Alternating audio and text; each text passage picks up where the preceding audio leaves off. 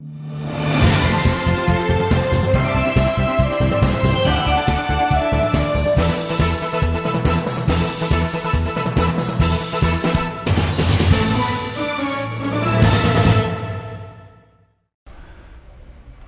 my dear audiences. Welcome to the show, East-West Show. Jack Charles, your host, with the G&E TV.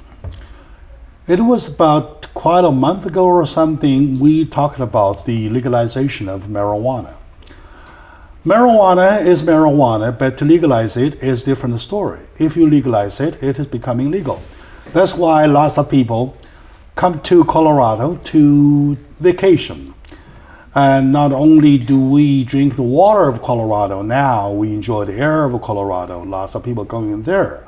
California is legalized partially because for its medical use. I don't know how it functions in that situation. However, the social problems are the consequences that we have to consider. So, I'm proud to announce my guest today. She's Mika Camarena, okay. And she is the widow of a special agent, DEA agent of the United States, who died in the front several years ago for the country. Welcome, Nikki. Thank you. I still feel heavy-hearted to mention that. And next to her is Mr. Pete Gonzalez, and he is also a member on the board of the Educational Foundation. Right. So, to both of you, welcome to the show. Thank you. And we have two extra guests waiting for the next segment. Let's talk about the issue in depth. First, I would like to, even though it is kind of hard to dig into the sad story about it, but it might be, as the foundation says, educational. I would like our young people to know what to do, what not to do, what will do you good, what not do you good, and then probably you will have better life as a result. So, Mika, may I please ask you to share a little of the sad part of the story about what happened, please. Well, the sad part of our Camarena family story is that Kiki was kidnapped, tortured, and killed for doing his job, for doing a very good job. Mm-hmm. And being a federal agent outside of the United States is what created such grand media. Mm-hmm. The investigative part, in order for us to find his body, took 30 days. Oh. And that was also very hard to wait upon, to not know whether he was alive or not. But the outpouring support from communities and organizations throughout the world was so impressive that that's one of the reasons why Red Ribbon was born. And the main reason for Red Ribbon is to educate our children, our youth, against drug awareness. Sure. For drug awareness, I should say, so that they will always know the dangers that come along with even trying drugs. Good. And of course, later we'll find time to talk about the Red Ribbon Week created by former President Mr. Ronald Reagan. To Pete, what's your story for your involvement about this organization, please? Well, I am proud to be a member of the board of directors. Mika and Kiki were both elementary and high school classmates, mm-hmm. and grew up together in the small town of Calexico.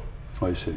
And so I am, when I was informed by Mika about the foundation mm-hmm. and its objectives, I was asked to be on the board of directors, and so I'm completely involved in board of directors. Sure. I'm Tamika. I'm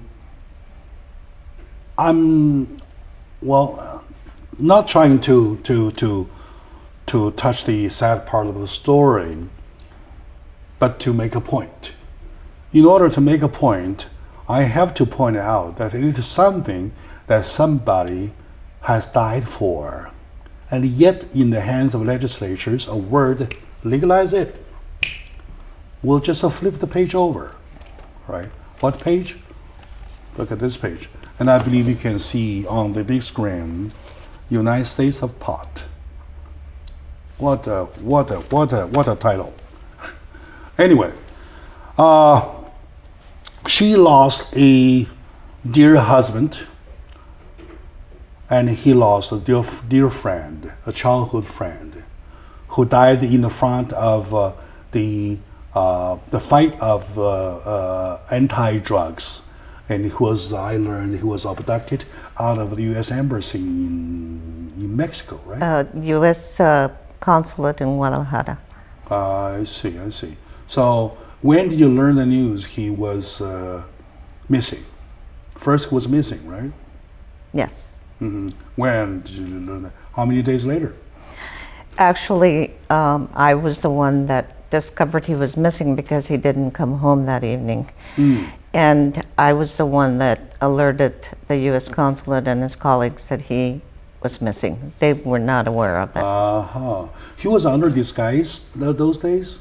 No, not necessarily. In fact, that's one of the reasons why he was abducted, because the cartels are very well informed, and they have about as much information, if not more, than the U.S. agents. So they both know each other, who's who and who's doing what. I see. They obviously do not speak about it, but apparently Caro Quintero's cartel was aware that Kiki was responsible for having acres and acres of marijuana, his marijuana destroyed. The cartels did it for revenge. Absolutely. Is that right?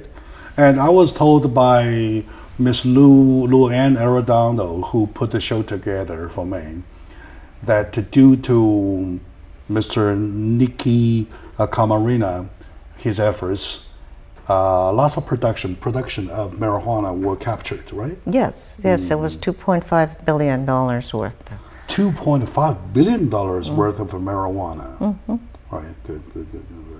When did you learn about your friend passed away, was killed? I was at my law enforcement academy.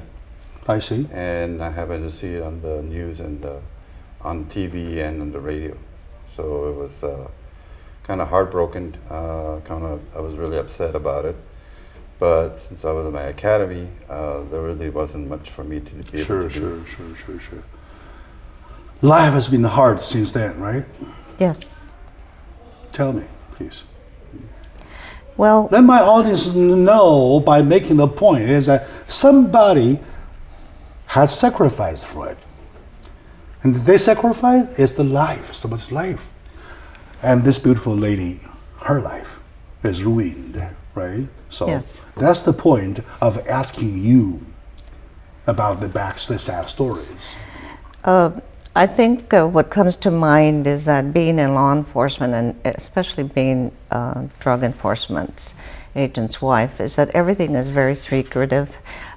We don't have friends like we normally have when you're not in law enforcement. We befriend each other, and that was my family. So when Kiki died, I felt it was all over. It was all over, and I didn't even share many things with my own family. I see. All of a sudden, when this happens, the whole world knows about it, and I feel... Was he shot to death? No, he was tortured and beaten to death. Tortured to death. Okay, very good. So that in itself also made it hard for me to I had to pick myself up many a time. And with 3 young boys, I knew that I had to take care of myself in order to take care of them. The media it was horrendous.